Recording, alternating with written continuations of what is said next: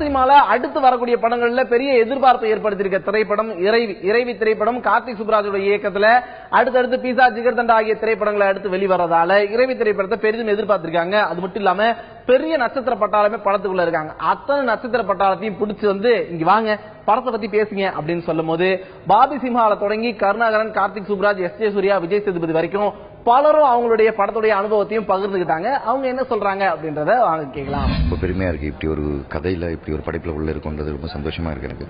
வந்து எஸ்.ஜே. சூர்யா பிடிச்சிட்டாரு, விஜய் சேதுபதி எல்லாத்துக்குமே தெரியும் அவனோட பெர்ஃபார்மன்ஸ் பத்தி. ஒரு ஸ்ட்ராங்கான ஒரு கண்டென்ட் கண்டிப்பா இந்த படம் முடிச்சு வெளியே வரும்போது ஒரு மினிமம் ஒரு 2 hours ஆகுது உங்களுக்கு ஒரு கணத்தை கொடுக்கும். ஒரு நல்ல ஒரு ஸ்கிரிப்ட். கார்த்திக் சுப்பராஜின் 3வது படம். Very proud. நான் இந்த மாதிரி ஸ்கிரிப்ட்ல நான் இருக்கேன்றது நான் ரொம்ப பெருமையாக. பெரிய மல்டி ஸ்டாரில் நல்ல பெரிய actors S J. Surya sir, Vijay Sethupathi, Bobby, Kapalini, Anjali, அப்புறம் பூஜா, ராதாரவி சார், கருணாகரன் எல்லாருக்குமே ரொம்ப ஒரு ஈக்குவலி ஸ்பேஸ்ட் இம்பார்ட்டண்ட்டான கேரக்டர்ஸ் ரோல்ஸ் இருக்கிற ஒரு படம். கண்டிப்பாக இதோட ஹைலைட் அந்த பெர்ஃபார்மன்ஸஸ். இறைவி படம் எப்படி இருக்கும் அப்படின்னா, நீங்க எல்லாரும் ஃபேமிலியோட படத்தை பார்த்துட்டு வெளில வரும்போது உங்க பர்சனல் ரிலேஷன்ஷிப்பை திரும்பி ஒரு 10 நிமிஷம் நீங்க திங்க் பண்ணி ரீவிசிட் பண்ணி யோசிக்கிற அளவுக்கு ஒரு இன்டென்ஸான படம். ரொம்ப ஜாலியான entertaining movie. At the same time உங்க எல்லாருக்கும் தெரிஞ்ச கதை. அதை நம்ம இவ்வளவு நாளா நோட்டீஸ் பண்ணோமா இல்ல சில விஷயங்கள் நோட்டீஸ் பண்ணாம இருந்தோமாங்கிறது இந்த படத்துல ரொம்ப அழகா சொல்லியிருக்காரு Karthik Subbaraj. Thanks to the director. இந்த படத்துல என்னோட ரோல் வந்து பாத்தீங்கன்னா எந்த மாதிரி ஒரு பூட்டா இருந்தாலும் சரி, ஒரு அட்வான்ஸ் பூட்டா இருந்தாலும் சரி, இல்ல பழைய காலத்து பூட்டா இருந்தாலும் சரி, ரமேஷ், என் பேர் ரமேஷ், படத்துல ரமேஷ் போனா பூட்டை உடைச்சிருவாங்க. அதான் என்னோட கேரக்டர்.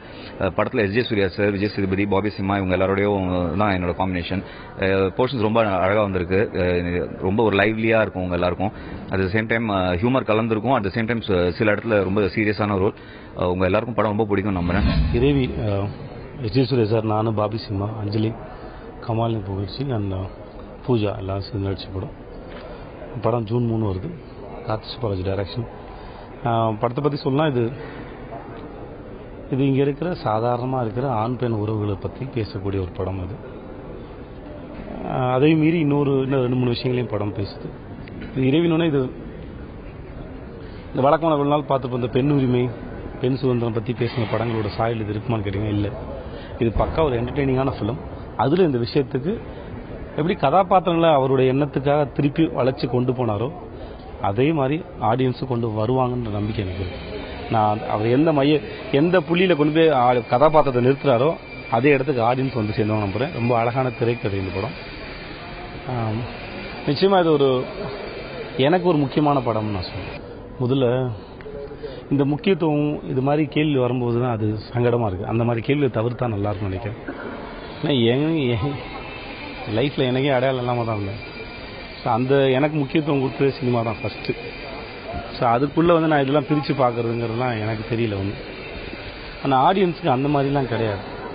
எண்ட் ஆஃப் த டே அவங்களுக்கு படம் பார்க்க வரும். படம் என்ன சொல்ல வருதுன்னா ஆடியன்ஸ் பொறுத்த வரைக்கும் இருக்குது. அஃப்கோர்ஸ் ஹீரோ முக்கியம், ஹீரோக்காக தான் வராங்க, பார்க்க வர்றாங்க. பட் அதுக்கு அடுத்து படம் தான் நடத்தி செல்லும்.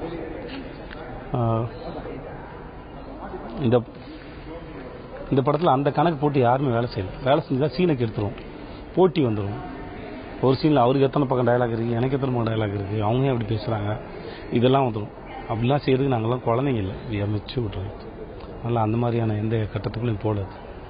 படம் கதை பிடிச்சிருந்தா எல்லோரும் உள்ளே சேர்ந்து வேலை பார்த்தோம். நீங்கள் கேட்டால் எனக்கு கதையே வேணாம் தான் காத்திட்டு சொன்னேன். ஜிகர்தண்டா மிஸ் பண்ணிட்டேங்கிற ஒரு வருத்தம் எனக்கு இருக்குது. ஸோ கதையே வேணாம்னு சொல்லியிருந்தேன். கார்த்தி தான் இல்லை நீங்கள் படிக்கணும் கன்ஃபார்மாக அப்படின்னு சொல்லியிருந்தார். ஸோ கார்த்திகா உட்காந்து படிச்சதுக்கப்புறம் இந்த கதையை மிஸ் பண்ணக்கூடாது. இறைவி ஆடிஷன் மூலியமாக தான் எனக்கு இந்த ரோல் வந்தது.